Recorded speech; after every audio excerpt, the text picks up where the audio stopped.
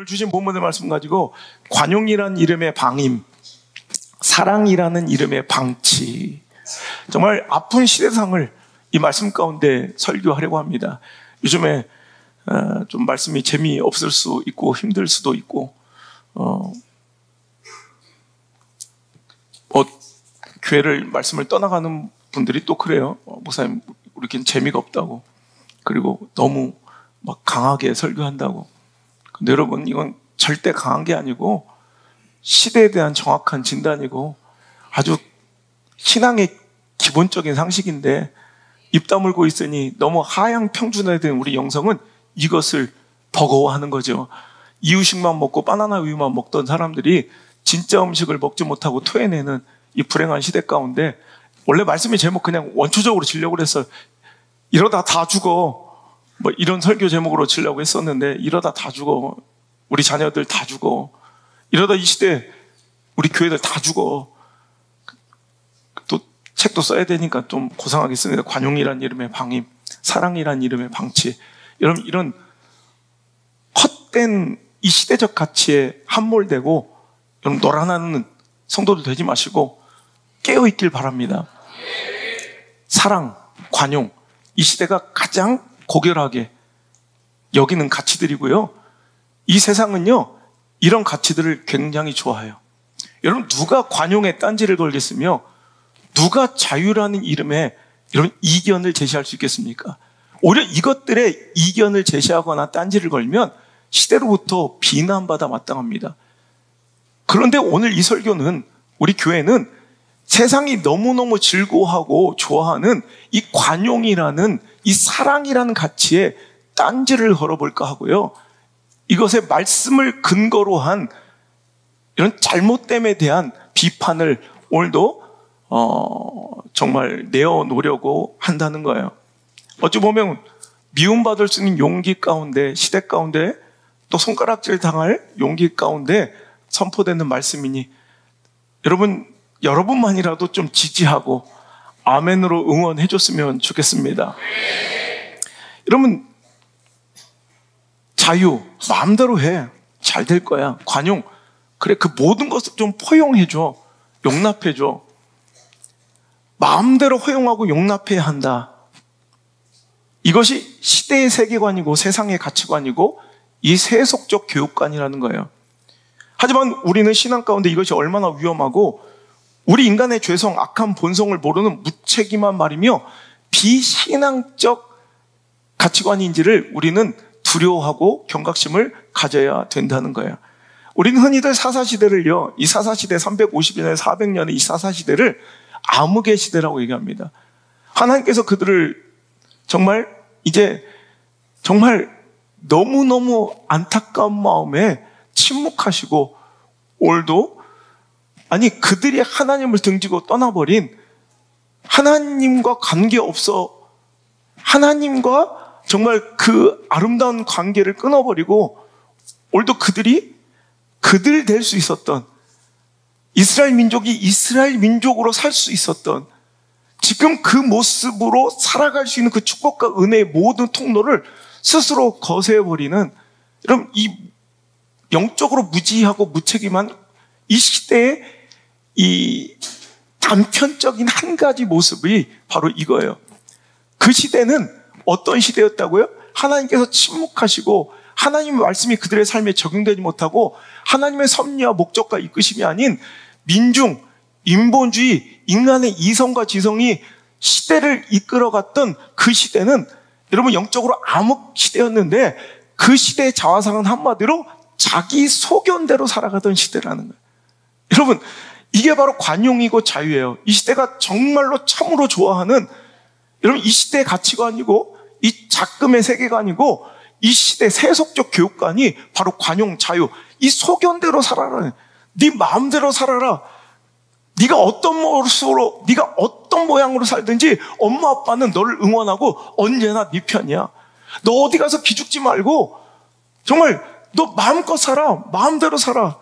그리고 우리 사회에는 어른들은 성숙함으로 그들을 포용해줘야 돼, 이 관용. 여러분, 이것이 얼마나 무서운 말인지 알아요? 이건 관용이란 이름으로 포장된 방치고 방임이며 사랑이란 이름으로 포장된 이건 정말 방치고 버려진 거예요. 오늘도 우리의 마음은요, 소견대로 마음대로 행한다는 것이 얼마나 두려운가. 우리 마음은 어때요? 인간의 죄성과 악한 본성은 항상 부패함과 타락으로 지향하는 거예요.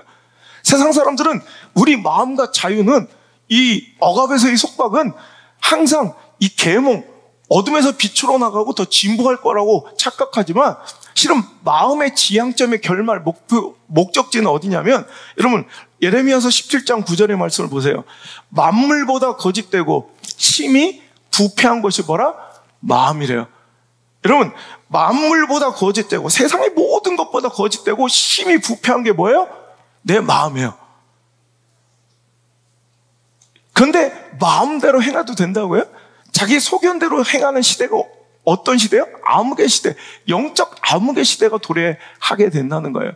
우리가 이 세상적, 세속적 가치관과 세계관에 빠져서 함몰되어서 교회가 세속화되어서 우리 교회의 경건과 거룩을 지키지 못하고 오늘도 세상의 가치관과 세속적인 이 교육관에 빠져 우리도 그렇게 세상처럼 놀아나면 어떤 열매로 내일을 맞이할지, 여러분의 자녀와 다음 세대가 어떤 꼬라지가 될지, 우리의 미래는 어떤 모습으로 도래할지 여러분 알려드려요? 여러분 보고 싶어요? 바로 그것이 프랑스 파리 올림픽을 보시면 알아요. 여러분 프랑스 같은 모습이 전형적인 관용과 자유라는 이름으로 여러분 열매 맺어진 오늘의 결과예요. 여러분 이 개막식은 끝나고 나서도 세계의 논쟁거리입니다. 정말 기괴하기 짝이 없고 문란하기 짝이 없는 구역질나는 그런 모습들, 기독교를 조롱하고 모독하는 그들의 모습에서 여러분 경건을 어디서 찾아볼 수 있으며 거룩을 어디서 찾아볼 수 있어요? 여러분 그들도 한때는 신정국가였던 거 아세요? 하나님의 통치 아래 있었던 여러분 멋진 기독교 국가였던 거 아세요? 근데 지금 그 모습이 어디에 한 구석에라도 흔적을 찾아볼 수 있나 보세요. 세상 사람들이 이런 지탄을 받고 이 구역질하는 개막식에 대해서 그들 스스로는 어떻게 생각하고 있을지 궁금해서 제가 이 프랑스 언론들을 찾아봤어요. 그때 아니나 다를까 이제 올림픽 폐막하고 나서 이 여론조사를 항상 하거든요. 그래서 찾아봤더니 자국의 여론조사, 프랑스의 여론조사를 찾아보니까 프랑스 자국민들이 이 세계적으로 논란거리 조롱거리가 되었던 이 프랑스 파리 올림픽의 개막식에 대해서 어떻게 생각하는지 의식구조가 나왔는데 무려 85%의 프랑스인들이 너무너무 잘했다라고 평가하고 있더라고요. 여러분 놀랍지 않아요? 저는 많은 이들이 막 불쾌하고 쪽팔리다, 정말 창피하다 이럴 줄 알았더니 85%가 잘했다고 생각하는데 그 85% 중에 45% 이상이 매우 잘했다. 여러분 이게 여러분 세상 사람들은 지금 세계 열국들은요 이번 개막식을 very French하다라고 표현해요. very French하다. 이것은 조롱 섞인 말인데 그들은 그걸 굉장히 자부심 있게 여겨요. very French하다. 정말 프랑스답다. 프랑스럽다. 여러분 그걸 되게 좋아해요. 여러분 우리 부산스럽다. 그럼 좋아요, 안 좋아요? 모르겠어요. 할 때 근데 프랑스럽다. 프랑스, very French하다. 이걸 굉장히 즐거워하면서 여러분 보세요. 이 성만찬 자리에 드래그 퀸 여장을 한 남자들, 동성애자들이 와서 예수님과 제자들을 대치하며 여러분 성경을 모독해요. 그것뿐이에요. 여러분 이번 개막식에서 가장 기괴한 장면으로 뽑혔던 장면, 여러분 개막식 보신 분 마리 앙뚜아네트가 단두대에 목이 잘린 그 모습을 상징하면서 자기 목을 들고 노래하는 마리 앙뚜아네트 보셨어요? 이렇게 피가 막 뿜어지고 건물에 이렇게 피가 막 흘러내리는 것 같은 이런 연출을 했던 이게 여자가 모가지 들고 자기 모가지 들고 이렇게 노래하고 있는 게 그게 마리 앙뚜아네트를 상징한 건데 연출한 건데 그 마리 앙뚜아네트가 부르는 노래가 뭐예요? 잘 될 거야, 잘 될 거야, 잘 될 거야, 잘 될 거야. 거기서 그 가사들을 보니까요 정말 끔찍해요. 이제 진짜 성찬식이 시작될 거래. 진짜 성찬식은 예수의 피가 아니에요. 이제 귀족들의 피로 이 땅을 덮어 진짜 성찬식을 치러야 된다. 예수님의 피가 우리를 살리는 것이 아니라 뭐야? 귀족들의 피를 뿌려 이 땅을 덮어서 이것이 리얼 진짜 성찬식이고 이제 종교의 광기를 끝내야 된다. 즉 기독교 시대를 끝내야 된다는 거. 이게 프랑스 혁명의 이게 정신이고 가치였다는 거예요.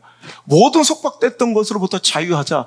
이게 바로 프랑스 혁명. 우리가 되게 좋게 배우고 인식하는 프랑스 혁명으로부터 이제 이들의 오늘의 이 열매가, 오늘의 결과가 나타나기 시작하는데, 프랑스 혁명은요, 항상 보면 모든 속박되고 모든 억압됐던 것들을 다 자유하게 풀어줘야 된다. 그래서 1차적으로 제일 먼저 주장했던 게 성해방이에요.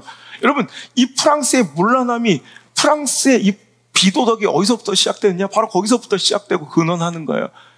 그래서 정치학을 공부하는 사람들은 이 프랑스 사고의 정치학을 공부할 때 굉장히 충격을 받고 충돌하고 갈등하는 것들 중에 하나가, 놀라는 것, 당혹스러운 것 중에 하나가, 그들의 주장은 항상 성의 자유 없이는 정치적 자유가 보장될 수 없다. 이런 말 같지도 않은 얘기가, 그들은 정식적 사고의 이 기반 자체가 성해방이 정치적 해방이라는 거예요. 성을 해방시켜야 정치적 자유가 이루어진대요. 그래서 여러분, 그들은 성적으로 그러니까 여러분, 가장 성적으로 개방되어 있는 나라가 프랑스인 거 아시죠? 돈 거는 밥 먹듯이에요. 그래서 왜 한 사람한테 귀속되고 왜 한 사람한테 매여 살아야 되냐 이거예요. 마음껏 살라는 거예요. 그래도 잘 될 거야, 잘 될 거야. 이게 관용, 그들의 톨레랑스, 그들의 기본적인 가치가 아니에요. 그들이 항상 자랑하는 프랑스의 정신, 평등, 박애, 자유, 그것들을 보장해야 된다고 외치는 이 관용 톨레랑스가 바로 그 근원이 이 프랑스 대혁명으로부터 시작된 성적 해방과 자유. 여러분, 이 성해방은요, 전통적인 부부간, 정통적인 하나님 세우신 가족관을 해체시켰고, 더 근본적으로는 기독교적 윤리관, 도덕관을 완전히 해체시키는 사건이 되었습니다. 그래서 그들은 이런 것에 대해서 전혀 문란하다고 느끼지 않고, 전혀 이것들을 이런 불쾌하게 여기지도 않아요. 그냥 막 살라는 거예요, 막 살라는. 근데 희한한 건, 아주 극단적인 진보적 좌파로 갈수록 자꾸 이런 윤리적 해이를 여러분 항상 주장하는 성해방을 항상 먼저 선두에 들고 나와서 가족주의를 해체시키려고 해요. 왜? 기독교의 정신과는 절대로 양립할 수 없는 것들이 몇 개 있어요. 그 중에 하나가 이 진보 좌파적인 이런 성격들이에요. 그러니까 나치즘도 처음 시작할 때 성해방을 주장했어요. 프랑스 대혁명도 성해방을 여러분, 그래서 그들은 모든 생명은 존중받아야 된다. 왜 왕들만, 귀족들만 잘 먹고 잘 사냐?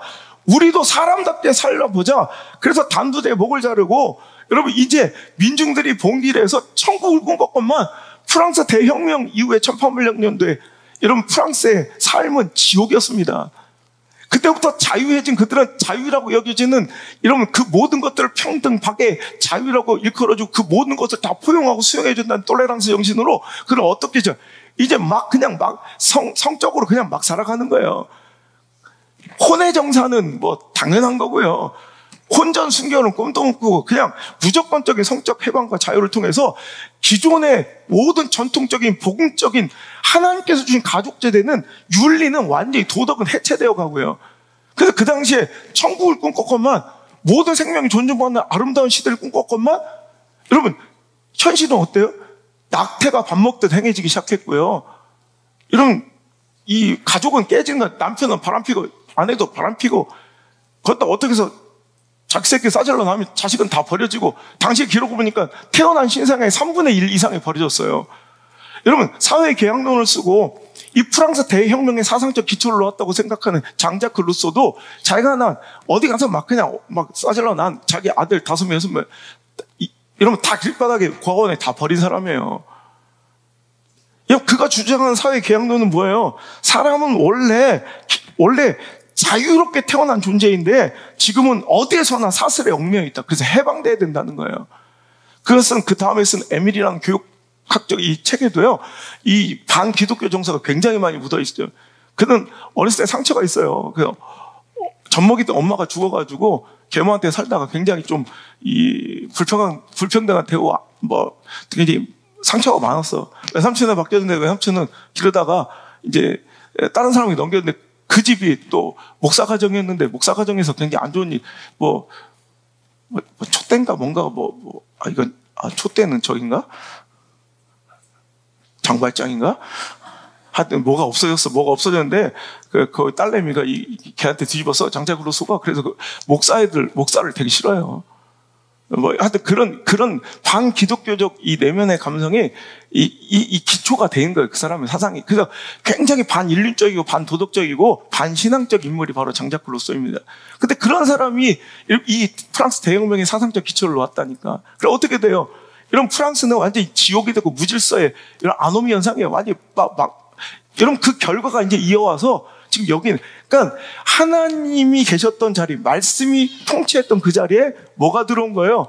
이제 쾌락주의 헤도니즘이 들어왔고요. 거기에 이성과 실존주의 철학들이 막 들어와서 이제 이성과 지성과 인본주의가 하나님 자리와 말씀의 자리를 대체하고 이끌어가니 여러분 더 잘 될 줄 알았는데 사사기 시대처럼 이런 꼬라지 암흑의 시대가 됐고요. 이제는 저런 짓거리를 마음껏, 아니 성찬식에 예수님의 피가 아닌 귀족들의 피를 여러분 땅에 뿌려 이 종교적 관계, 즉 기독교의 시대를 종말시켜야 된다. 여러분 이게 개막식에 불려졌던 노래예요. 에디트 피아프가 옛날에 불렀던 그 노래인데 이걸 그러면서 마지막은 뭐예요? 잘 될 거야, 잘 될 거야. 이게 이 시대의 풍조예요. 야, 기독교 가치관에서 벗어나.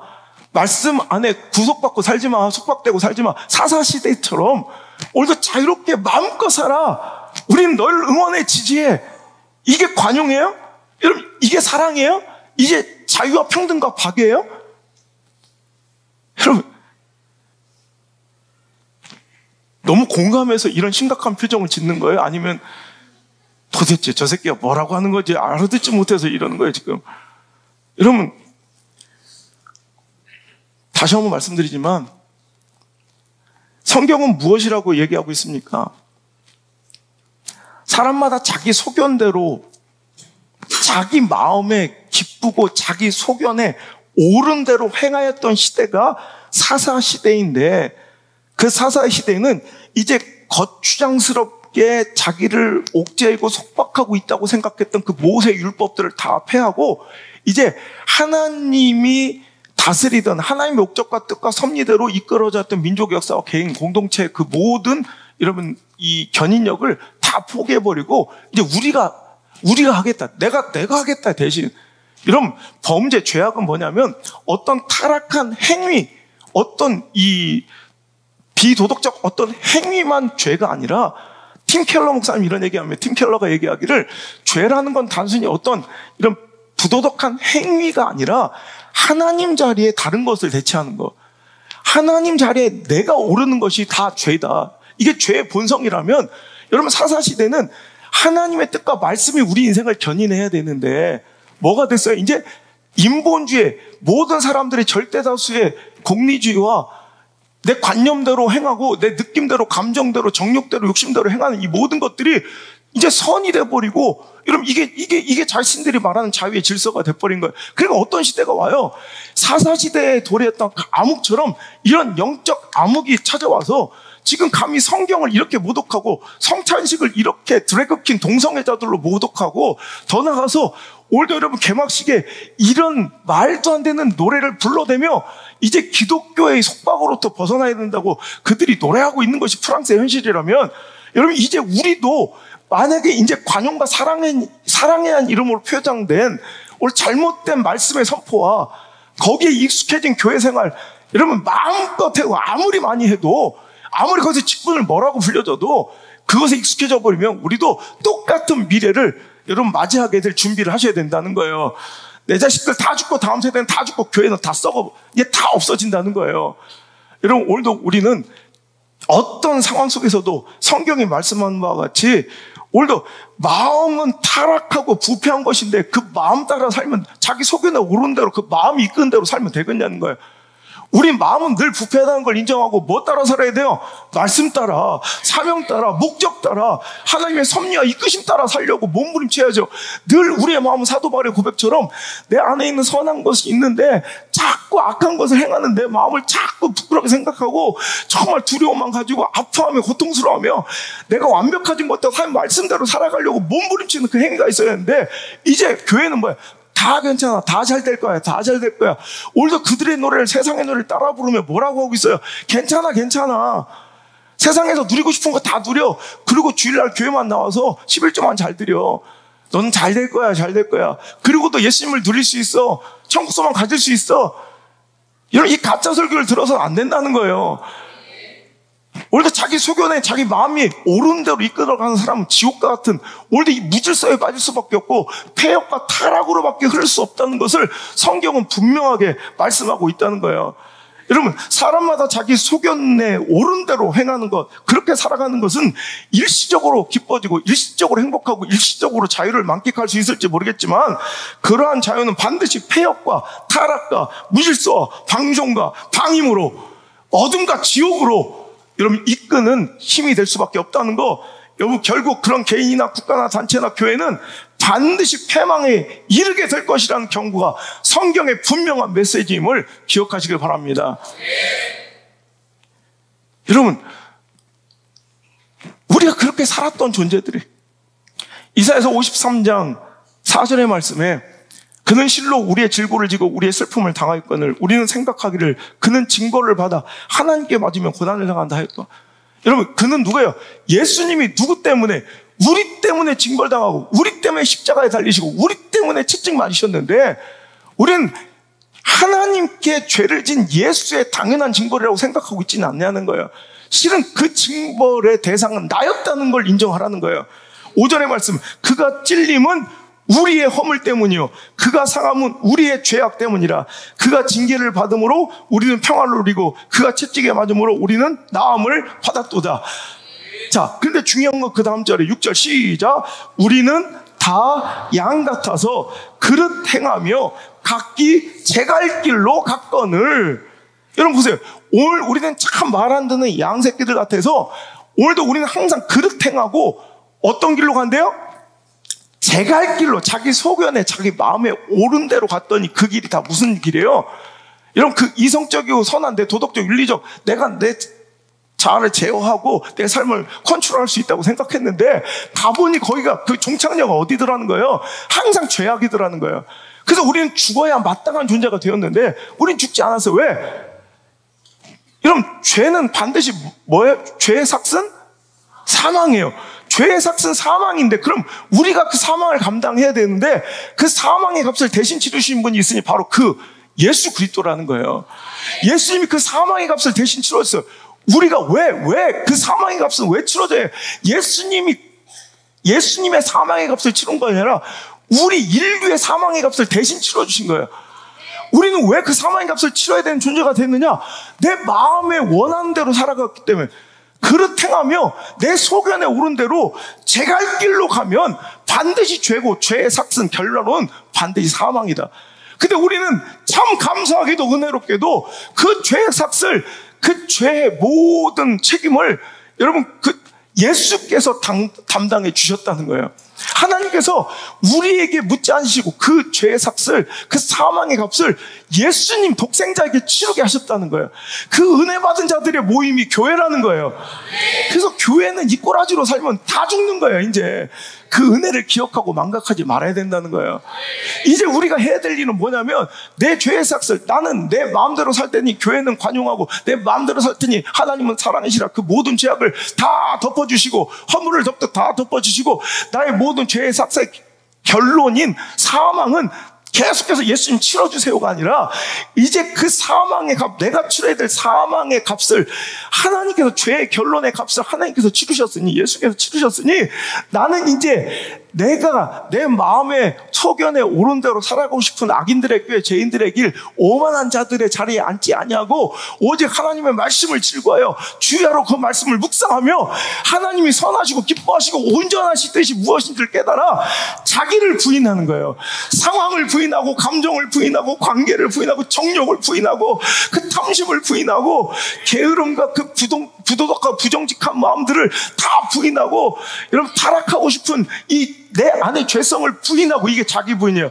그리고 이제는 예수님이 지셨던, 감당하셨던 그 십자가를 지고 예수님을 따라야 되는 존재들이 여전히 그 십자가를 예수님께 감당시키고, 오늘도 여러분 우리는 내가 달려야, 내가 짊어져야 될 십자가에 말씀을 달아버리고 하나님 원하시는 소명과 사명을 다 달아버리고 오늘도 여러분, 나는 또 자유라는 이름으로 방종하며 살아가고, 오늘도 그 모든 죄의 싹들 하나님 감당해 주세요라고 얘기하고 있는 우리들의 철없는 신앙.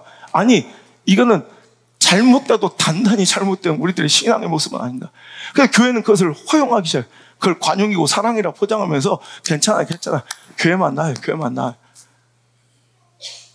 마치 저 시골 장터의 호객꾼처럼 괜찮아. 잘 될 거야. 그냥 오기만 해. 뭘 오기만 해? 여러분, 말씀에 깨어지고 박살나고 총을 맞고 공격을 당하고, 여러분, 그래 우리나라는 총기 자유가 아니라 얼마나 감사해요. 나 몇 방 맞았을까요? 여러분, 찔리고 아프고 비난당해도 아닌 건 아니라고 얘기해주고, 말씀이 우리를 이끌어가도록 제 소견대로 내 마음이 이끈 대로 살아가는 것이 아니라 무릎 지킬 만한 모든 것 중에 네 마음을 지켜라. 거기에 생명이 있어. 생명의 근원이 거기서 남이라는 걸 꼭 기억하시고, 여러분, 마음을 말씀이 지배하게 만드셔야 돼요. 내 마음과 소견을 하나님이 완전히 통치하시고 압도적인 하나님의 은혜로 장악하시도록 내어드리는 것, 이게 예배고 이게 신앙생활인데, 여기까지 와서도 뭘 바랄 것이 있나 꾸역꾸역, 이게 미혹된 영이에요. 하나님을 바라야지. 그 완벽하신 압도적인 통치를 원해야지. 오늘도 하나님 외에 다른 것을 꿈꾸고 원하고 있는 그 모든 마음이 다 미혹된 자예요. 미혹은 뻐드렁니나고 뿔나서 사탄 쫓아다니는 것이 아니고, 교회 막 예배 파기하고 목사 멱살 잡고 이게 미혹된 사람들이 아니라, 오늘도 하나님 외에 교회와 예배 드리면서도 하나님 외에 내가 다른 것을 원하고 있는 그 모든 그 원함 자체가 하나님을 원해야 되는데, 하나님 외에 내가 뭔가 기대하는 그 모든 것들이 미혹된 거라고요. 하나님을 구하십시오. 압도적인 하나님의 은혜로 우리를 통치해달라고, 여러분, 정말 내 삶을 맡길 수 있기를 주 여러분 축원합니다. 여러분, 그건 관용도 사랑도 아니고, 여러분, 방임이요, 방치이며 방종이며 방임입니다. 여러분, 이것은 곧 지옥 가는 길입니다. 요한 웨슬리가 이렇게 얘기합니다. 지옥 가는 길은 훈련이 필요 없다. 그냥 가라. 끌리는 대로. 네 마음이 끌리는, 네 정욕이 끌리는 대로, 네 눈에 보기 좋은 대로, 네 소견에 옳은 대로, 네 마음대로 가면 그게 지옥 가는 길이다. 여러분, 이제 그들은, 프랑스 사람들은요, 하나님과 이별했어요. 이제 점점점 프랑스는 폐역하고 무질서로 이제 어둠으로 갈 거예요.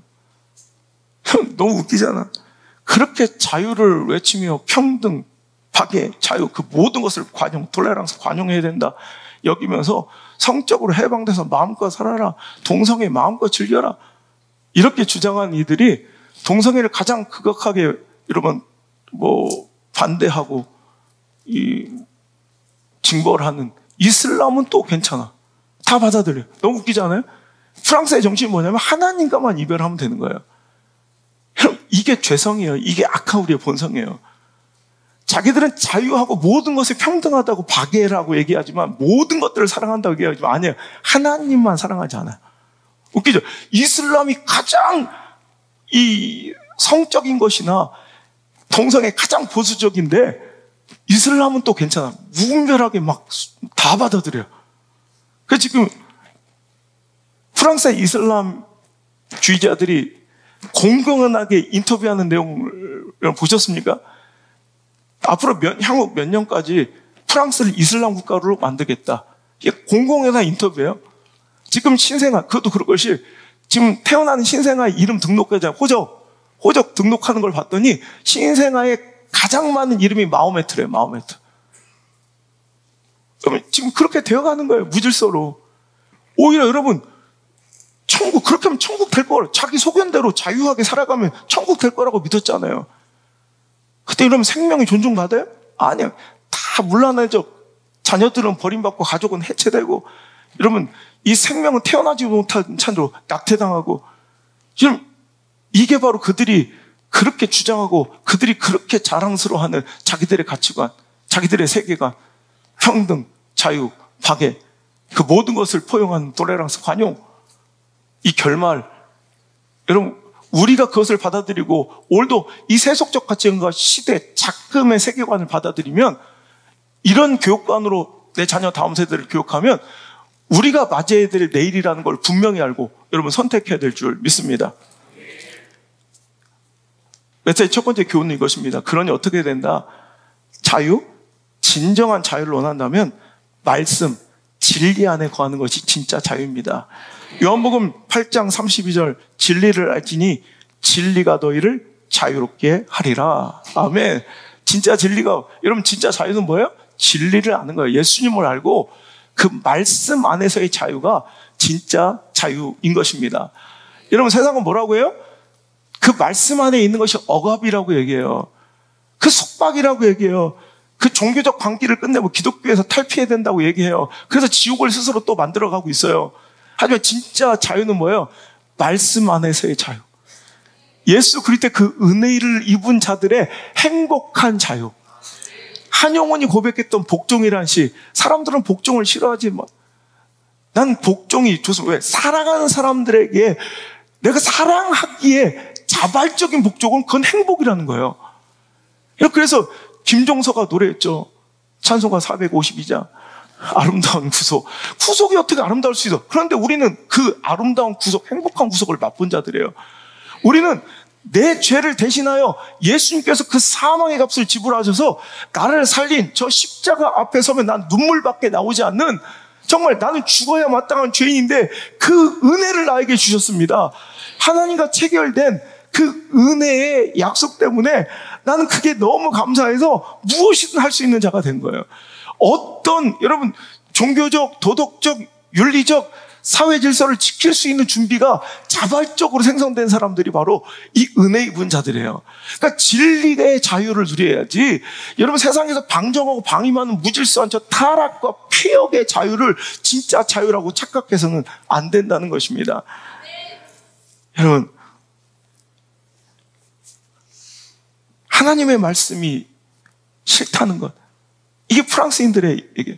그들이 주장하는 자유, 박애, 이런 평등은 하나님만 싫다는 거예요.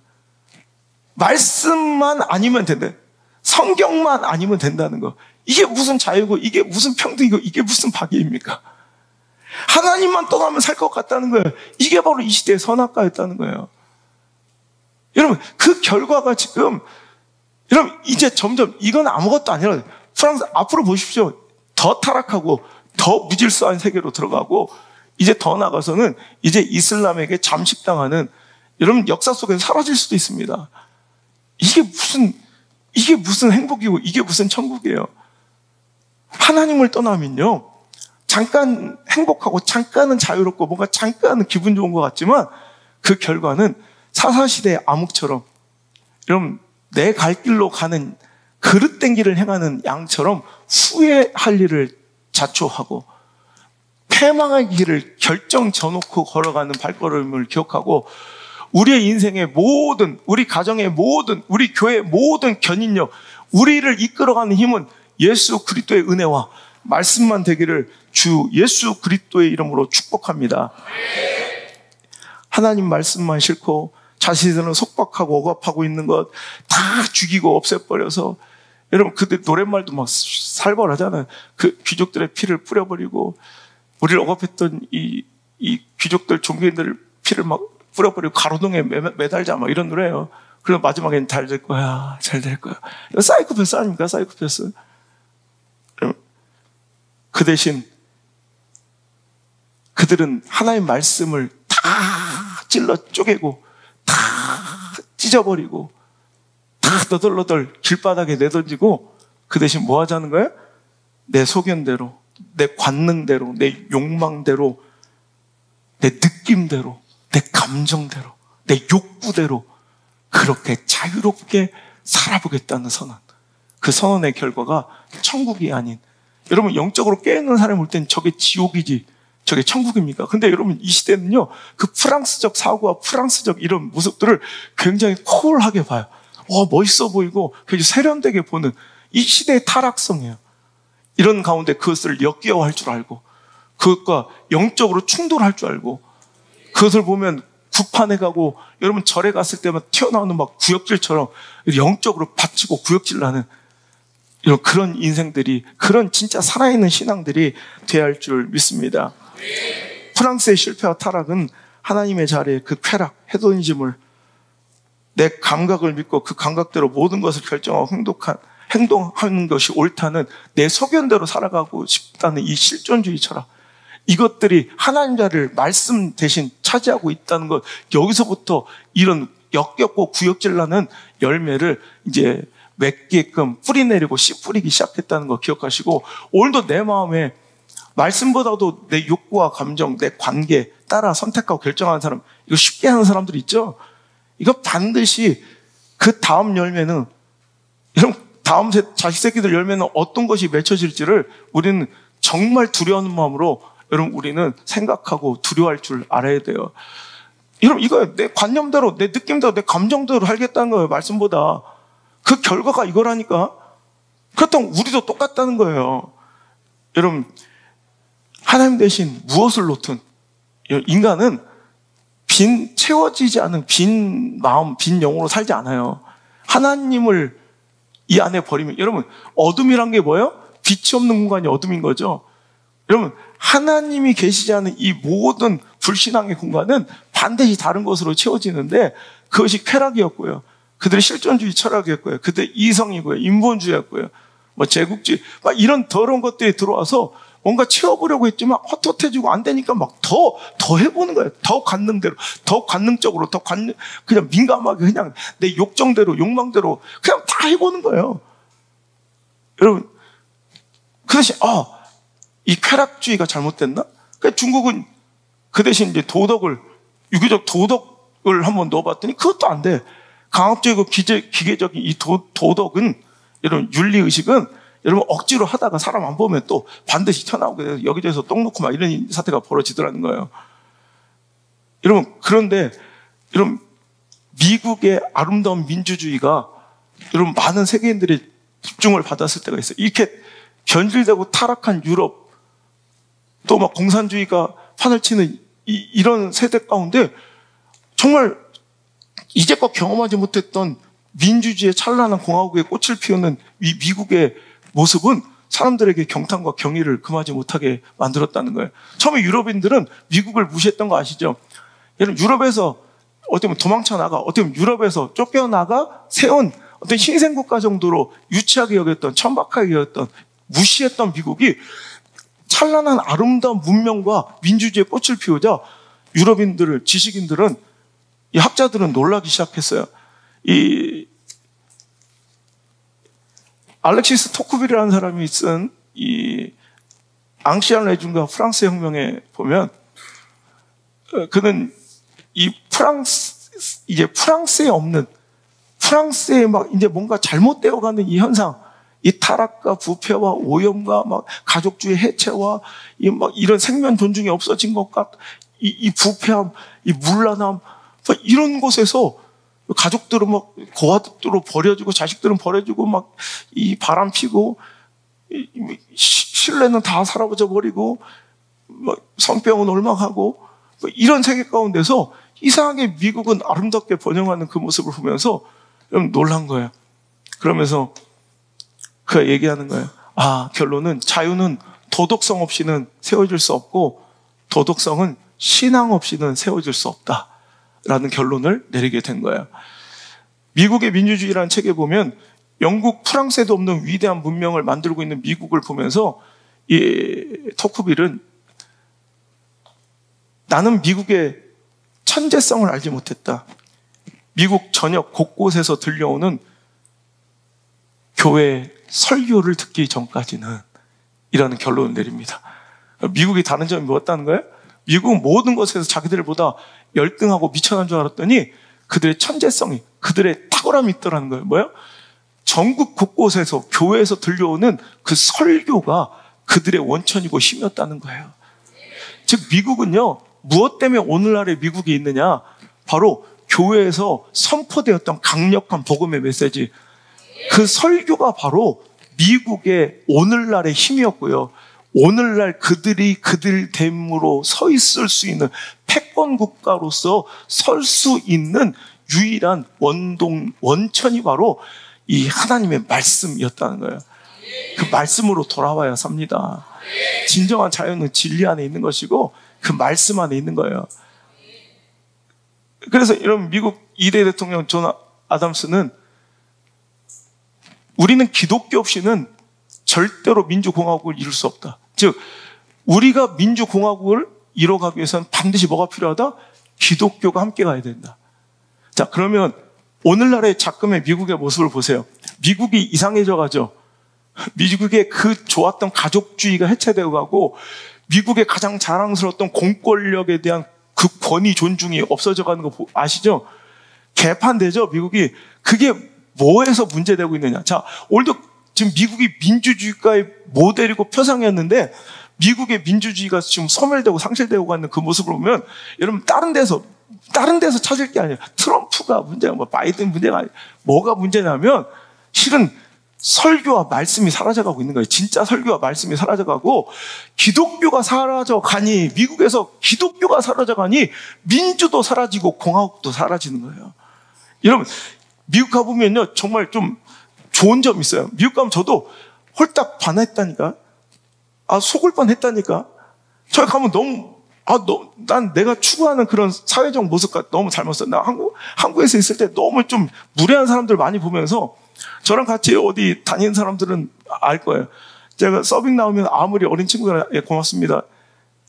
저랑 골프 치는 분 알죠? 캐디들한테 이거 캐디인 분들 여기 계시는 이유 저는 항상 존대하고 치 한 번 줄 때마다도 항상 감사합니다. 이런 식당에서도 누가 뭐 하나 줄 때마다 계속 감사합니다. 저는 꼭 해요. 그리고 여러분 문 한 번 열어도 여러분 나 열고 나 그때 여기 머리통 나갈 뻔했어요. 딱 누가 팍 닫고 가죠 앞에서. 너무 무식하잖아. 뒤에 사람이 오는데 저는 끝까지 잡아줘요. 한번 롯데 아울렛에 갔다가 20분째 문지기로 서 있던 적 있어요. 누가 이 정도 잡아줬으면 대충 잡아줘야 되는데 잡고 있으니까 다 당연하게 손 주머니에 저는 그래도 항상 이거 하려고 노력해요. 그래서 옆에 있던 사람들 목사님 뭐 이렇게까지 합니까? 난 이렇게 해. 나 이걸 전파하고 싶어. 야 우리는 얼마나 우리가 성숙한 은혜 받는 사람들 이 성숙한 면을 보여야 돼. 미국 가면 이거 당연한 거예요. 여러분 엘리베이터 오면 우리 막 닫죠. 누구 탈까 봐. 우리는 어디 바깥 쫙 멀리서 와도 기다려줘요. 몇 층 가세요? 눌러주고 처음 본 사람한테 웃어주고. 우리 집사람 백지은 미국 이민하려고 그랬어요. 진짜로 샌프란시스코 가는 사람보다 지나가는 길거리에서 뷰티풀 하니까 내가 미국 스타일인 것 같대. 제 누나를 봐라. 제 약 먹었다. 내가 그랬는데 샌프란에서 아름답다는 소리를 4번 들었다고 자기는 샌프란 스타일이라는 거야. 그냥 여긴 지나가면 그냥 뭐 사람처럼만 생겼으면 눈사람한테도 아름답다 뷰티풀 해줘요. 그냥 눈, 코, 입만 달려있어. 이런 게 문화예요. 그냥 당연한 문화들. 그냥 웃어주고 인사하고 엘리베이터 잡아주고 출입문 손잡이 잡고 기다려주고 유모차 같이 들어주고. 여러분 이게 얼마나 멋있어요. 여러분 그들이 정말 성숙한 이런 의식들을 갖고 있었던 건 아까도 얘기했던 그들은 종자가 좋은 게 아니라 원래 DNA가 원천적으로 그렇게 타고난 것이 아니라 하나님께 은혜 받은 자로서의 당연한 속박. 그러니까 진리 안에서의 그 아름다운 구속을 그러니까 내가 하나님께 이 은혜를 받았는데 사회 질서와 하나님께서 나처럼 사랑하신 저 공동체와 사람들을 위해서 난 얼마든지 이렇게 함께 더불어 살 수 있고 봉사하고 헌신할 수 있다는 마음이 이제 그냥 자발적으로 우러나오니 그게 강력한 거예요. 누가 보든지 안 보든지 유익이 있든지 없든지. 그러니까 여러분 도덕을 채워도 안 되더라는 거예요. 그러니까 안 보면 그러니까 중국에서 오신 분들 저한테 뭐라고 하지 말고 중국 사회 분석 학자가 얘기한 얘기예요. 중국인이. 그러니까 자기들은 도덕적, 강압적, 기계적으로 뭔가 학습시킨 이것들은 힘이 없더라는 거예요. 안 보면 해버리고 그냥 무질서해지 언제든지 무질서해질 수 있다는 거예요. 도덕 버리고 윤리 버리고. 여러분 그런데 우리는 은혜 받은 사람도 그렇지 않다는 거예요. 여러분 기독교가 철저하게 뿌리 내려야 여러분 거기서 민주주의도 싹 트고 아름다운 공화국도 싹 트고. 그래서 여러분 독재국가들 보면 기독교 정신이 없는 곳에서만 여러분 독재국가가 이루어져요. 그죠? 잘 생각하면 캄보디아 뭐 이런 데 뭐 베트남 뭐 중국 다 이런 기독교가 없는 곳에서만 공산주의가 이루어지죠. 왜? 우리는 사람에게 뭐 매이거나 사람에게 복종하고 그 밑에 군림하지 않고 우리 하나님이 계신 거예요. 우리는. 그러니까 민주주의가 있으려면 기독교가 있어야 되고, 기독교의 정신과 즉 미국이 패권주의로 엄청난 이런 강력한 힘을 발휘할 수 있는 그 근본 원천의 힘은 바로 설교 말씀이었는데, 지금 미국이 무너지는 건 뭐야? 설교가 없어지고 교회 말씀이 없어진다는 거예요. 그렇다면 우리 미래는 어떻게 했냐는 거예요. 그렇다면 한국은 땡땡 물어보는 거. 한국 그렇다면 우리 한국은 어떻게 돼? 우리 한국이 한국 될 수 있었던 것. 여러분 얼마 전에 또 강대국지 또 5월달마다 발표하는 거 아시죠? 얼마 전에 또 나오는데 우리나라 또 6위했어요. 전 세계 강대국지 6위. 이거는 군사, 외교, 경제, 정치, 또 많은 국가들의 영향력과 리스펙, 존경심, 이 모든 것들을 다 통합한, 여러분 매년마다 미국에서 발표되는 강대국지에 우리나라가 또 2년 연속 6위. 여러분들, 근데 우리 한국이 한국 될 수 있었던 이유는 윤석열 대통령이 미국 의회에서 연설했던, 여러분 선교사님들이 130년 전에 우리에게 심어준 복음이었다는 거예요. 그 말씀이 우리를 오늘까지 이끌어왔는데 지금 우리나라가 뭐 하려고 해요? 그 말씀을 버리려고 한다는 거예요. 그 기독교를 해체시키려고 한다는 거예요. 그럼 우리가 우리 된 그 모든 이유를 스스로 거세하는 거예요. 이건 무서운 일입니다. 여러분 미국이 지금 완전히 몰락하고 타락해가는 그 이유가 공공질서가 파괴되고 공권력과 권위가 무너지고요. 여러분 2020년 얼마 전에 있었던 그 미네소타의 그 엄청난 폭력과 약탈 시위 막 불지르고 막 그냥 거기 뭐 그냥 권력과 공권력이 없어진 그냥 무방비의 무질서의 사태가 됐어요. 여러분 옛날 같으면 상상도 못할 일이죠.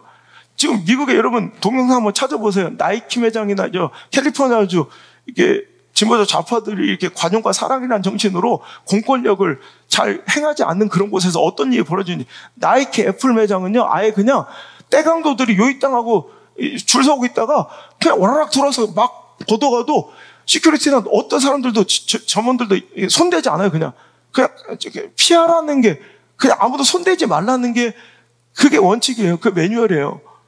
그래가지고 지금 이제 나이키 매장 애플들이 막 망하고 있고요. 그냥 문 닫아요. 그냥 옛날엔 상상도 할 수 없었던 공권력에 대한 무시.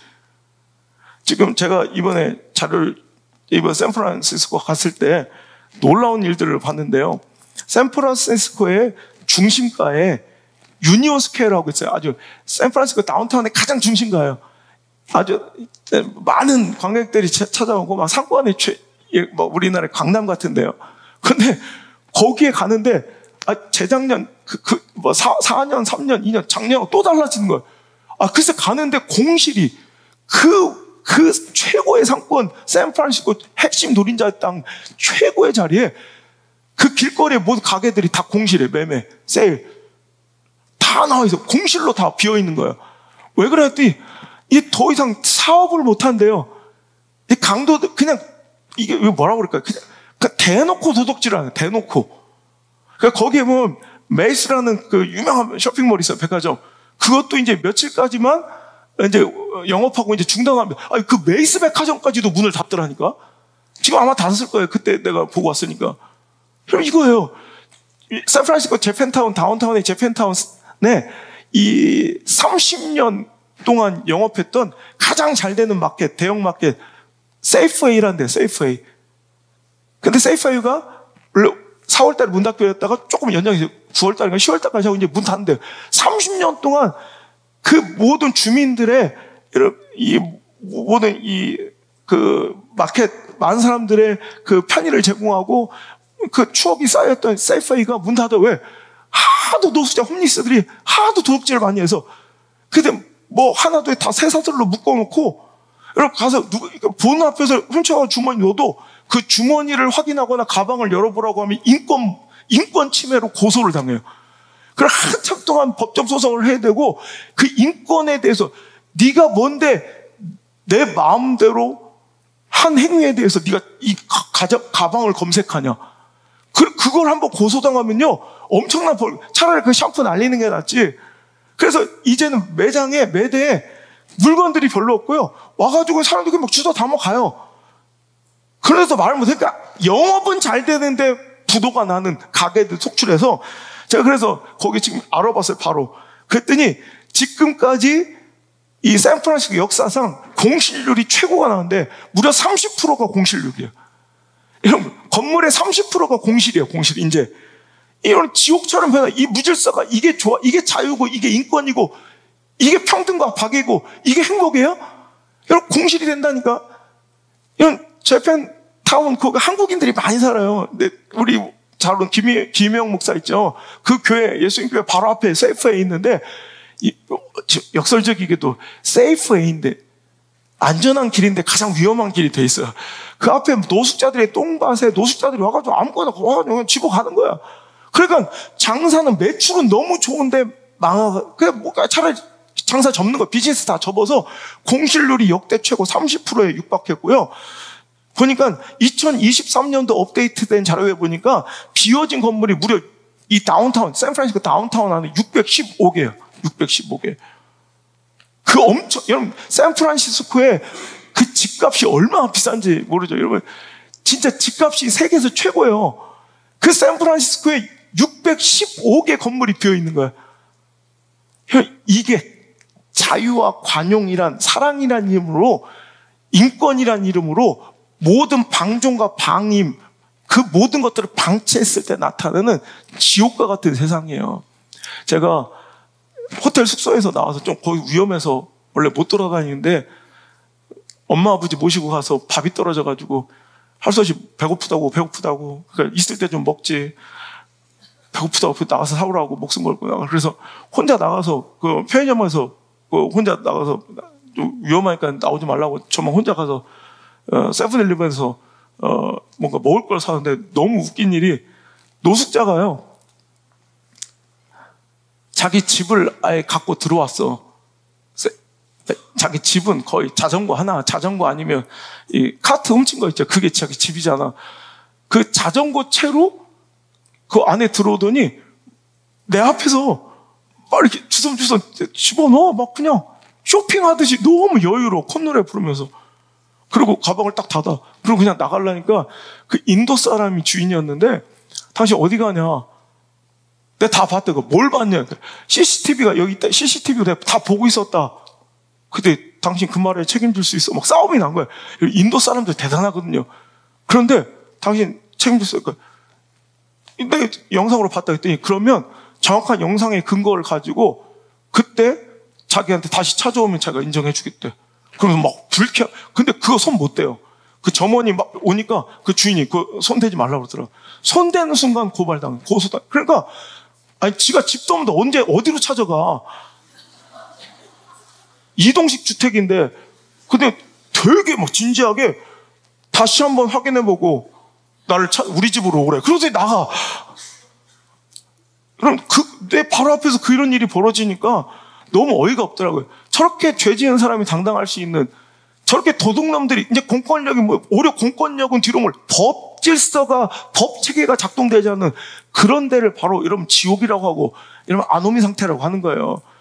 여러분 그런 곳이 되어버리는 거예요. 지금 하나님과 말씀과 기독교가 사라지고 성경이 사라지고 진리가 사라지고 성경적 기독교적 윤리와 도덕이 없어진 곳에는 그런 무질서와 타락과 폐역과 범죄가 우거린 세상이 된다는 거예요. 이래도 소견대로 옳은 대로 살아가는 게, 내 마음대로 살아가는 게 좋은 세상입니까? 이게 자유이고 이게 평등이고 이게 사랑이고, 여러분 이게 인권입니까? 여러분 정신 똑바로 차려야 됩니다. 진짜 자유를 알려드릴게요. 말씀으로 돌아오십시오. 회개가 답입니다. 여러분 한국도 지금 이런 미국의 모습, 프랑스의 모습을 점점 닮아가고 있는 것 같아서 안타깝습니다. 한국이 한국 될 수 있었던 이유는 기독교가 있었기 때문이고, 교회에서 메아리 쳐지는, 강단에서 엄히 선포되는 하나님의 말씀이 있었기 때문입니다. 지금 그 말씀이 있나 둘러보니 여러분 말씀이 사라져가고 있어요. 그냥 잘 될 거야, 잘 될 거야, 잘 될 거야. 거짓 설교만 난무하고, 오늘도 아무리 잘못하고 배역하고 타락하고 죄악 속에 살아도 괜찮아, 네 마음대로 살아, 우리는 사랑이 많아, 모든 걸 관용할 테야. 그러면서 그래도 네 마음대로 소견에 오른 대로 살아도 예수님도 소유할 수 있어 라고 오늘도 그들을 꼬드기며, 오늘도 거짓된 설교로 사람들을 지옥으로 끌고 가고 있다는 거예요. 정신 똑바로 차려서 우리 말씀 안에 자유를 누리고 십자가의 은혜 안에서 여러분 즐거운 마음으로 여러분 스스로 자유하게 오늘도 그 질서와 도덕과 윤리를 누가 보고 압제하고 속박해서가 아니라 아름다운 구속, 정말 즐거운 은혜 가운데 질서를 지키는 그 아름다운 성숙한 그리스도의 모습이 여러분 우리 안에 있기 위해서 말씀이 소멸되지 않고 말씀이 흔들리지 않고 그 기준을 지켜지는 세상과 교회와 강단을 여러분을 위해서 꿈꾸시고 기도하시기를 주 여러분을 축복합니다. 두 번째로 마지막 메시지는 이거예요. 이제 자녀들을 어떻게 가르쳐야 될 것인가? 하나님의 말씀 가운데 단호하게 훈계하시길 바랍니다. 세상의 교육과는 뭐라고요? 세상의 교육과는 관용, 사랑, 자유하게 내버려, 네 마음대로 하게 돼. 그래도 우리는 응원해줘야 돼. 제가 어떻게 하든 우리는 걔를 상처 주면 안 돼. 그래서 수많은 금쪽이들을 양산해내고 있는 이 시대 가운데 저는 우리에게 맡겨진 우리 자녀들과 우리 교회 학생들, 다음 세대들, 우리 물맷돌 학교 학생들은 절대로 금쪽이 되지 않았으면 좋겠습니다. 금쪽이가 훈장이에요? 여러분 세속의 교육과는 그냥 내버려두라, 마음대로 살게 하라, 응원해주고 지지해줘라, 관용하고 품어줘라. 그게 어른들의 역할이다. 훈계하지 마라, 혼내지 마라, 책망하지 마라. 이게 세속적 교육관이지만 신앙적 교육관은 엄연히 다른 곳에 있다는 거 기억하시기 바라요. 신앙의 교육관은 이것입니다. 잠언서 1장 8절 9절 내 아들아 내 아비의 훈계를 들으며 네 어미의 법을 떠나지 말라. 자녀들아 훈계를 들으라. 아버지의 훈계를 듣고 어미의 법을 따라야 된다. 어머니들 아버지의 훈계와 징책과 이런 훈계가 있어야 되고 어머니들의 그 안에서의 규율,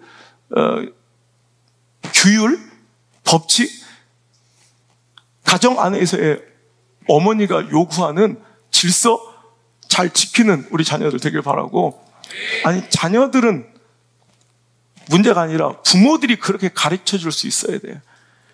이는 내 머리에 아름다운 관이요 내 목에 금사슬이니라. 이게 속박이 아니라는 거예요. 아비의 훈계를 듣고 어미의 법을 따라 사는 것은 이것이 내 머리에 아름다운 관이 될 것이고 우리 목에 아름다운 금사슬이 될 줄 믿으시기 바랍니다. 속박의 수갑이 아니라 나를 존귀하고 영화롭게 만드는 길이 될 줄 믿으시면 아멘. 내 자식들에게 그 금사슬과 아름다운 명예로운 존귀의 관을 빼앗는 어미 아비들 되지 마시고 오늘도 존귀의 관을 씌워주시고 금사슬을 메워주시려면 아비는 훈계할 줄 알아야 되고 어미는 그 법을 따라 질서 있게 자녀들을 제대로 기준 있게 키워갈 수 있는 용기가 필요하다는 거예요. 그냥 애새끼들한테 벌벌거리면 그냥 다 맞춰주고 그랬어요 저랬어요 그러고 애새끼 이상해지고 막 벌벌 다 엄마가 잘못해서 오은영 박사 앞에서 질질 쳐울면서 아버지가 아니요 그 새끼가 잘못한 거예요. 그건 잘못한 걸 잘못했다고 얘기를 해야지 뭘 엄마가 잘못하고 아빠가 미안해 엄마가 미안해 그랬어요 하지만 확 다 그냥 다 죽여버려야 돼. 그런 것들. 하나님의 교육관 이것입니다. 잠언서 22장 6절 마땅히 행할 길을 아이에게 가르치라. 그리하면 늙어도 그것을 떠나지 아니하리라. 마땅히 행할 것을 가르쳐주는 어른이 되고 교회가 돼야죠. 그래서 나중에도 그 길을 떠나지 않는 인격적인 삶과 도덕적인 삶과 윤리적인 삶과 칭찬받고 정직한 삶을 살게 해줘야죠. 그냥 어르고 돌리지 말고. 잠언서 29장 15절 함께 읽겠습니다. 시작. 채찍과 꾸지람이 지혜를 주거늘 임의로 행하게 버려둔 자식은 어미를 욕되게 할 것이다. 아멘.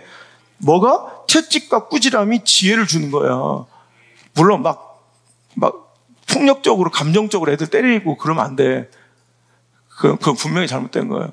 그런데 채찍과 사랑에 기반하고 분명한 법, 기준이 있는 가운데서는 여러분 분명히 채찍과 꾸지람이 필요하다는 거예요.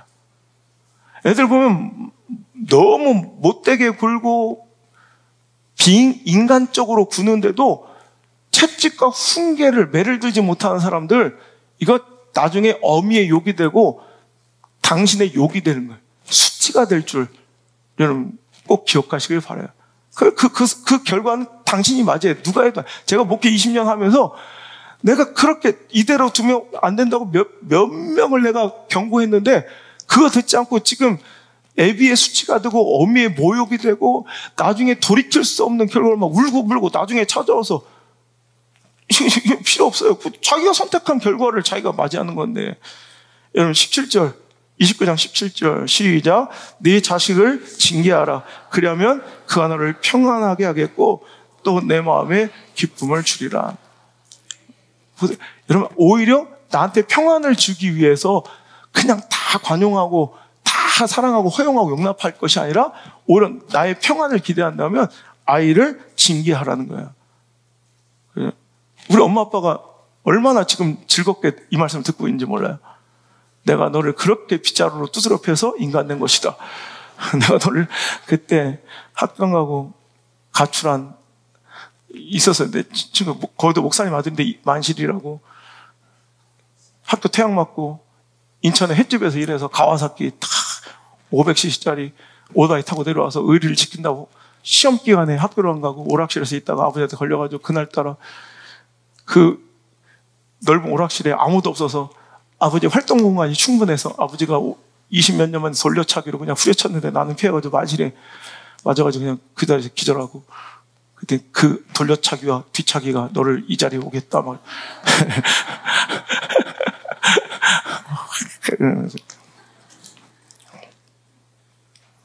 얼마나 즐거워하시고 지금 얼마나 복받아서 전 세계를 누비면서 나 때문에 아들 하나 잘 둬서 얼마나 잘 먹고 잘 살아요. 이사야서 54장 13절 시작. 네 모든 자녀는 여호와의 교훈을 받을 것이니 내 자녀에게는 큰 평안이 있을 것이며. 아멘. 내 모든 자녀는 여호와의 교훈을 받게 하래요. 훈계하고 징책하래요. 아버지는 훈계하고 어머니는 정확한 기준 안에서 그 상식의 법을 지키게 가르치라는 거예요. 여러분 MZ들 내가 얘기해 MZ가 벼슬이냐? MZ들의 예의 없음, 버릇 없음, 경우 없음을 그저 눈 감고 다 수용해 주는 것이 관용이고 사랑이고 어른스러움이 아니에요. 진짜 어른스러움은 그 잘못했다고 깨우쳐주고 혼내주고 여러분 그 경우를 알려주는 거예요. 근데 요즘 세상이 어떻게 돌아가는지 MZ들의 그 예의 없고 몰상식을 다 사회가 허용해주고 어른들이 MZ를 따라 배워야 돼. 뭔가를. MZ들을 부모들이 따라하라고 이 시대는 자꾸 종용해요. 그 MZ들의 말과 MZ들의 행동을 어른이 따라해야 되는 시대가 됐어요. No! 절대 잘못. MZ들을 예의 있는 자리로, 상식 있는 자리로, 인격적 행동으로, 여러분 경우 있는 삶으로 여러분 끌어오고 가르쳐 주는 게 어른의 목적이지 그렇게 하면 꼰대 소리 듣는데 요즘에는. 그래서 전 여러분에게 외치잖아요. 자신 있게 그리스도인들은 꼰밍아웃 하십시오. 나는 꼰대다. 아예 밝히고 꼰대질을 하라는 거예요. 전 꼰밍아웃 했어요. 전 세계가 다 알아요. 난 꼰대라고. 아주 저거 꼰대로 나이는 얼마 안 먹어서 저거 원래 머리 벗겨진 것들은 원래 꼰대라더니 뭐 이러면서 얼마나 젊은 애들이 싫어하는지 몰라요. 그래서 저는 꼰대예요. 그게 꼰대라면 자기들의 잘못을, 못상식을, 비인격을 알려주는 거, 경우 없음을 경우 없다고 알려주는 걸 그걸 꼰대라고 부른다면 전 영원히 꼰대이길 원해요. 얼마 전에 쇼핑몰 갔는데요. 우리 가족들, 누님 가족들하고 뭐 우리 아버지 그 어머니 모시고 가서 또 어머니 아버지 또 일본 가시는데 뭐 살 거니 또 오랜만에 한국 나온 우리 누나 가족들 뭐 옷 마음껏 사라고 막 하는데 옷을 진짜 많이 샀어요. 막 그러니까 외삼촌이 사준다는 말에 갑자기 막 그냥 막 떼강도들처럼 막 쇼핑 같아도 꽤 많이 샀어요. 아, 그런데 내가 너무 전처럼 옷 좋아하는 사람들은요 정말 끔찍한 일이 있어요. 옷을 접을 때 딱 그 각이 있거든요. 근데 옷을 그렇게 사서 그 엄청난 금액을 지불하는데 그 일하는 애가 뭔가 안 좋은 일인지 짜증이 MG 짜증이 확 섞이는 거 그냥 옷을 구겨 넣어. 근데 너무 어이가 없어서 이봐 학생 딱 꼰대 같은데 이봐 학생부터 꼰대네. 그래서 이봐 학생 아니 옷가게에서 옷을 샀으면 옷을 잘 접어야지 옷을 구겨 넣으면 어때? 그때 저 접는 줄 모르는데요. 그래. 아니, 옷가게에서 아르바이트 하려면 이 정도 옷 접는 건 당연히 배워야지. 그때 저 원래 재주도 없고 귀찮아서요. 이래. 그럼 아르바이트를 하지 말아야지. 아저씨가 뭔데요, 그래요. 그래, 그러니까, 아니, 옷을 이렇게 그 매니저가 막 달려왔어. 그러더니, 죄송해요. 요즘 애들 다 그래요. 그걸 왜 속삭여? 나만 꼰대 시키고 저는 꼰대 되기가 싫은 거야. 요즘 애들 다 그래요. 너무 어이가 없는 거야. 그래서 제가, 여러분, 대영 제국이 왜 몰락했는지 알아요? 가정교육이 실패해요. 많은 사회학자와 교육학자들이 대영 제국이 해가 지지 않는 나라가 멸망했던 이유를 가정교육의 실패라고, 아이들을 버릇없게 예의 없게 경험 없이 그냥 상식 없이 내버려둔 결과가 지금의 작금의 사태로 무너지게 만들었다는 것을 인정합니다.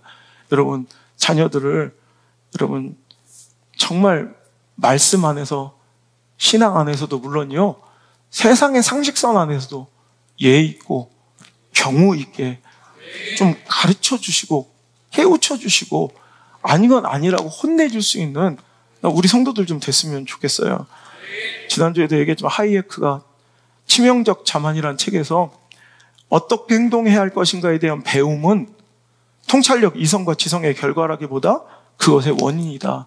우리가 이성과 지성이 있어서 어떻게 행할지를 배운 것이 아니라 배웠기 때문에 그렇게 지적으로, 이성적으로 행동할 수 있다는 거예요. 우리는 선하지 않아요. 우리 마음의 소견은, 우리 마음은 악한 대로 흘러요. 가만히 또 말씀이 개입되지 않고 훈계와 책망과 징계가 없으면 우린 무조건 악인들의 꾀를, 죄인들의 길을, 오만한 자들의 자리를 향하고 있어요. 그래서 여러분, 배움과 교훈과 가르침과 징계와 훈계가 그들을 지성있고 인격적이고 도덕적이고 윤리적이고 신앙적인 선택과 결정과 행동을 하게 만드는 원인이 된다는 거예요. 제발 진짜 아이를 사랑한다면 그렇게 하셔야 됩니다. 자기 소견에 옳은 대로 행하였더니 모든 세상의 만물보다 거짓되고 심히 부패한 그 마음이 좋은 대로 행했더니 암흑의 시대가 되고, 여러분, 그 저주 같은 재앙과 같은 그 역사적 삶을 계속 맞이했던 이스라엘 백성들처럼 내 자식을 망하도록 내버려 두지 마시고 사실 하나님 안에서 제대로 커갈 수 있도록 여러분 해주시는 저와 여러분 되시길 바랍니다. 아주 제대로 분명하고 선명하게 가르쳐 줘야 한다는 거예요. 그렇게 배우고 가르쳐 줘야 선하고 도덕적이고 신앙적인 행동, 선택, 결정을 그런 삶을 우리 자녀들이 살아낼 수가 있다는 거죠. 나는 우리 자녀들 예배의 모습이 너무 사랑스럽고 너무 행복해요. 제가 이번 갈망 때 제가 너무 눈물을 흘렸어요. 아니, 이런 말씀에, 제가 엊그저께 이런 말씀에 아이들이 막 예배 드리는 그 모습이 너무 아름다워요. 내가 목사가 되기 정말 잘했다는 생각이 들고, 이번 주 아이들이 은혜 받아서 막 일어나서 찬양하는데 내가, 이게 교회지. 이게 목회지. 나 그래 너무 감동했잖아. 그래서 이 아이들의 예배 정신을 배우고 싶다고 우리의 선교는 예배 같이 드려주는 게 선교가 된 거예요. 내가 우리 친구들 이번에 방학 맞아서 각자 자기 집에 갖고 각자 제 교회에서 예배 드리고 왔을 거예요. 그리고 첫 예배가 엊그제 갈망이었는데 그 갈망에서 아마 뭔가 아이들이 이제 느꼈을 거야. 그러더니 막 눈물로 일어나서 나 예배하는 그 모습 보고 내가 너무 감동해서 우리 저기 오병이하고 주일학교 나를 한번 잡아봐. 우리 전체 학생들 내가 저기 롯데월드 한번 보내주게 다.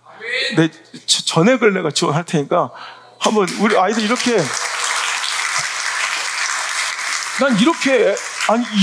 이런 예배 정신 가지고 있는 자녀들 난 여러분 충분히 자랑스러워해야 돼. 야, 청년분들 니들 왜 그래? 그 눈빛 뭐야? 그래, 청년분들도 같이 다 가. 자, 우리 주일학생하고 우리 오병의 청소년하고 우리 생각 없고 저기 되게 철없는 우리 청년부들 가고 롯데월드 아니면 안 되겠다고 막 그런 애들 자 전액 한번 해서 한번 다 가서 이렇게 열심히 예배드리고 신앙생활을 하면서 그게 속박이 아니고 여러분 진짜 삶 속에서 얼마나 나중에 금면류관이 될지 아름다운 머리에 관이 되고 금사슬이 될지 우린 기대하고 기도해줘야 된다는 거예요. 여러분, 난 칭찬받는, 어디 가서든 칭찬받고 주목받는 우리 교회들이 참 자랑스러워요. 여러분, 보시면 알고 학원 같은 데서 요즘 애들 말 안 들어요. 우리 복싱 체육관에서도 그래야 돼. 뭐 해라 시키면 애들 막 더럽게 말 안 듣는데, 그런데 모든 오는 관원들이 주목한 애들이 또 뭐 시켜놓으면 막 5분 해라 하면 5분 하고 7분 하면 7분 하고 다 물어본다. 쟤들은 뭡니까? 다 물어본다. 다 물어본다. 이상하게 여러분 그냥 섞어놔도 딱 티가 난다는 거. 우리 교회 그럼 자랑 저 물맷돌 온양수 목계 애들이라고 저 물맷돌 학교 애들이라고 다 요즘 애들 같지 않아. 이렇게 칭찬을 다 받는다는 거예요. 그런 얘기를 여기저기 곳곳에서 들어요. 갖다 놓으면 세상하고는 다르게 구별되는 우리 자녀들. 쟤들이 이성적으로 지적으로 여러분 그게 뛰어난 통찰력 갖고 태어나서가 아니라 선명하고 분명하게 기준을 가르쳐 줬기 때문에 그래요. 이 세상의 허접한 수준을 보면 높은 수준과 차원의 기준을 제공하고 가르쳐 줬기 때문에 애들이 주목받는 거예요. 이게 복이지. 난 우리 아들, 딸들도 유학 가서도 여러분 우리 아들, 딸들 사람들한테 존경받고 인정받고 그 한인사회에서 얘들하고 자기 자식들 놀게 하려고 막 부모들이 데려다가 돈을 주며 애들하고 놀게 하고 자기 자식들하고 교제하게 만들려고 그래. 일단 이런 모습 보면 너무 자랑스러워요. 여러분 처음 보낼 때 야 안우성 목사 애들이 온대. 야 휴스턴에 우리 안우성 목사님 애들이 온대 이랬대요. 근데 내가 올해인가? 언제 갔었지? 올해 5월달에 갔더니 바뀌었어요. 안우성 목사 애들이 아니라 안드레 아버님 오셨어 이래. 안성주 아버님이 이렇게 바뀌었어요. 여러분 내가 당당하게 자신있게 얘기했거든. 2달, 3달 있으면 안우성 목사의 아들이 아니라 각자 자기 이름으로 많은 사람 칭찬과 인정받게 될 것이다. 내가 당당하게 외쳤더니 도대체 자기 아들, 딸들에 대해서 저렇게 자신감 있는 아버지 처음 봤대. 근데 얼마 전에 그러더라고. 왜 목사님이 이렇게 자신만만한지 알겠다. 여러분 이거는 내 자기 새끼들이 잘났다는 게 아니라 기준이 명확한 거예요. 기준이. 근데 안드레가 그러더라. 그 높은 수준과 기준. 안성주가 그러더라. 그때는 참 억압처럼 보였던 그 높은 수준의 기준. 왜 우리 애들은 다 저렇게 사는데 왜 우리는 이렇게 살아야 돼? 짜장면 하나 배달와도 우리 애기 때부터 다 달려가서 그 짜장면 배달 삼촌한테 인사 꼭 해야 돼. 감사합니다. 인사하게 시켜. 다 씻어 갖다 놓고. 오죽하면 배달하는 삼촌이요. 자기 일 그만둘 때 찾아와서 인사를 하고 하더라고. 그런 경험이 있어봐요? 있었어요? 평생에 한 번 있었어요? 진심으로 대하면 그럼 여러분 어디 가서나 그런 모습들이 나오면 어디 가나 인정받고 어디 가나 칭찬받고 어디 가나 박수받고 어디 가나 존귀함을 얻는 우리 자녀들 만들어주는 거 이게 진짜 사랑이고 축복이지. 그냥 보면 눈살을 찌푸는 애들 많아. 여러분 눈앞에서는 얘기 안 하지만 뒤에 가서 여러분 자식 새끼들 욕하는 사람 많아요. 뒤에서 쟤는 이상해요. 그냥 남들의 인내와 남들의 긍휼로만 관계가 유지되는 이런 쪼잡하고 천박한 인생 살게 하는 게 좋아요, 여러분 자녀들? 뭐가 진짜 사랑이고 뭐가 진짜 축복이에요. 어디 가나 인정받고 박수받는 사람, 어디 가나 존경함 받고 어디 가나 주목받는 사람, 어디 가나 칭찬받고 어디 가나 사랑받는 사람, 이런 사람 만들어주는 게 좋은 거죠. 그게 바로 하나님 교원 안에서 제대로 살아가게 만드는 것이라는 거예요. 여러분 보세요. 얼마 전 초등학교 3학년짜리가 전북 전주인가요? 초등학교 3학년짜리가 교감 선생님 쥐샤대기를 때리고 막 욕을 했대요. 와, 찰지게 욕을.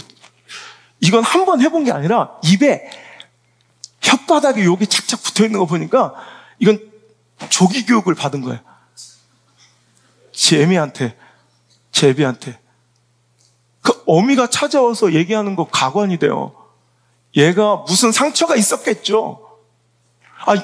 초등학교 3학년짜리가 교감에 뺨을 때리고 그 쌍욕을 했는데 어미가 와서 한다는 말이 얘가 무슨 차별을 받았거나 부당한 대우를 받았겠죠. 이렇게. 그래서 저 새끼가 왜 저렇게 되는지 알겠다. 네, 기대하십시오. 그 손으로 당신 뺨을 때릴 날이 올 테니까. 저야 그 결과 지가 받아들이면 되게 지가 그렇게 키웠으니까 나중에 결혼하면 지 아내 뺨을 때릴 놈이라고. 아니나 다를까 전학을 7번이나 했대.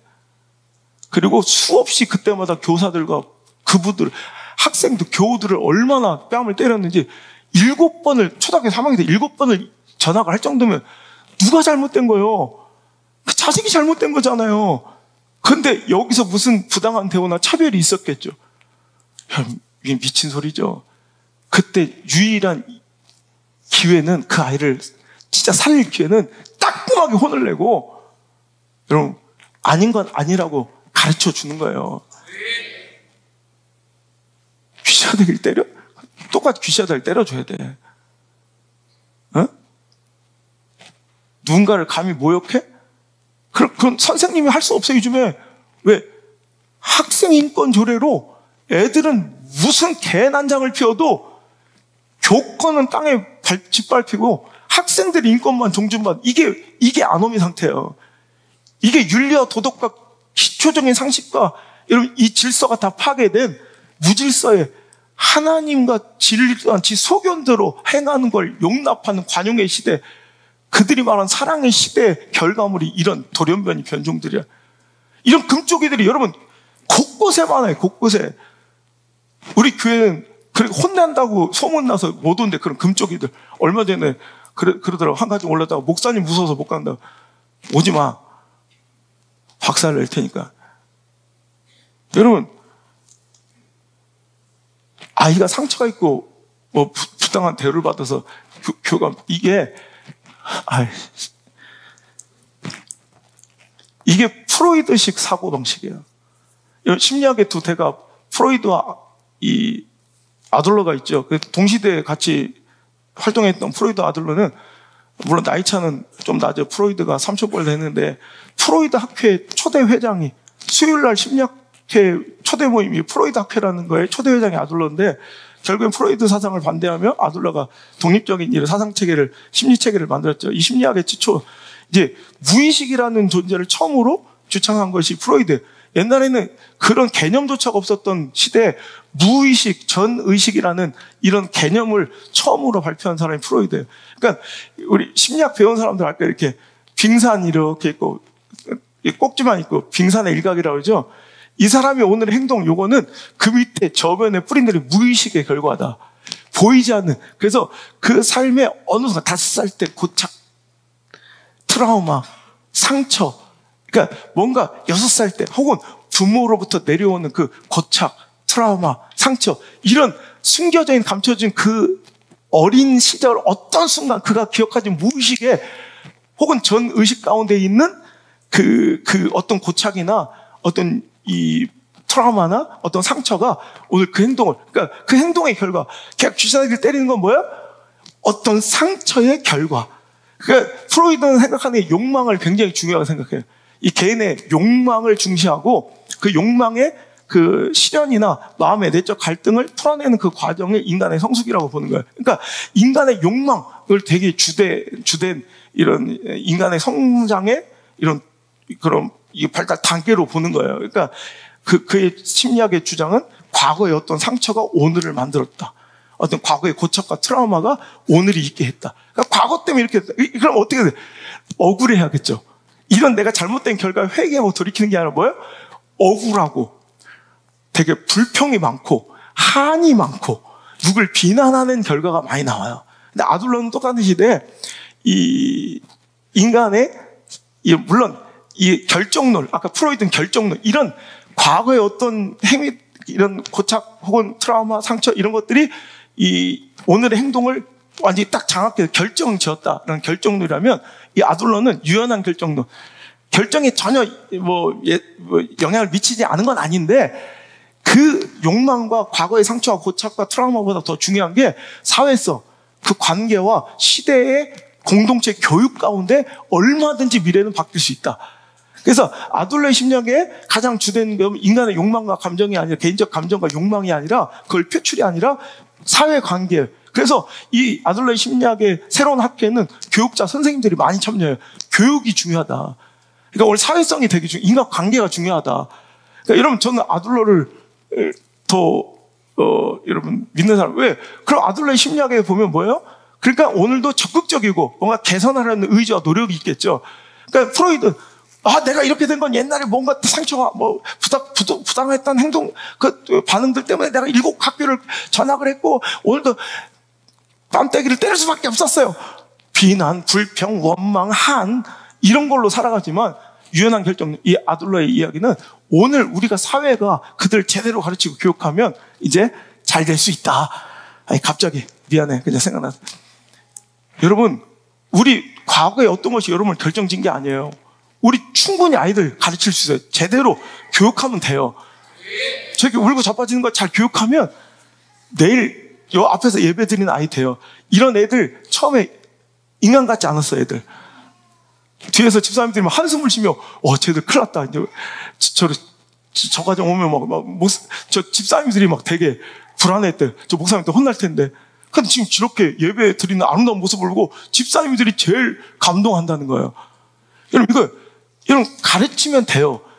과거의 결정, 고착화된 모습이 딱 끝난 게 아니라 우리가 잘 교육하고 가르쳐야 돼요.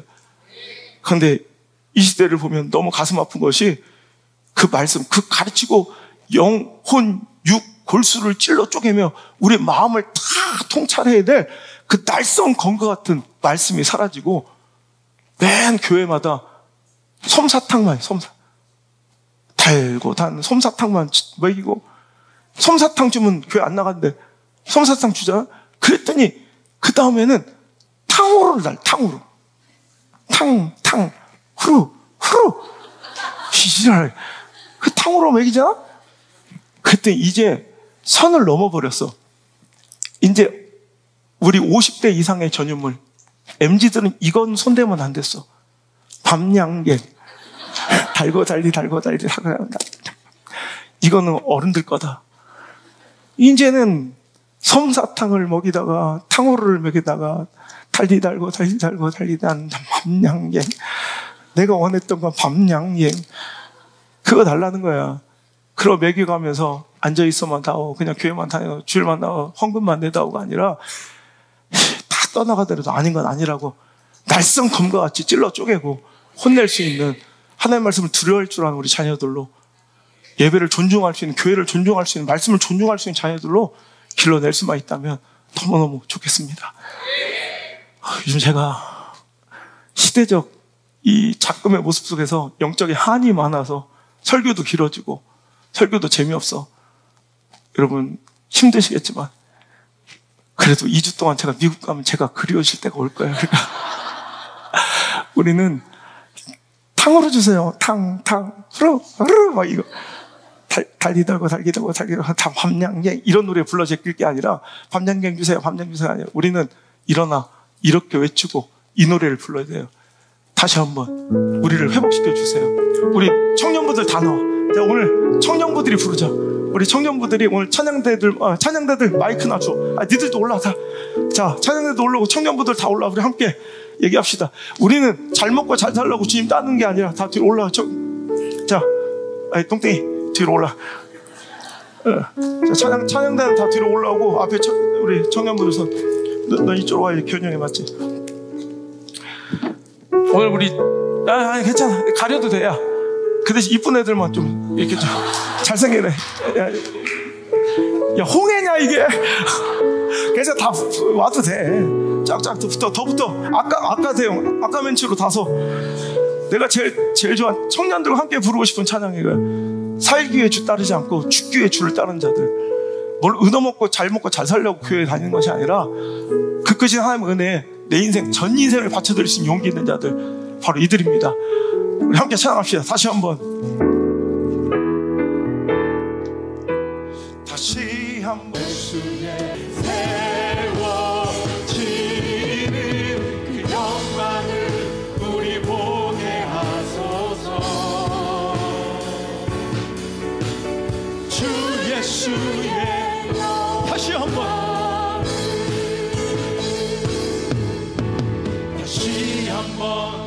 부흥을 주소서.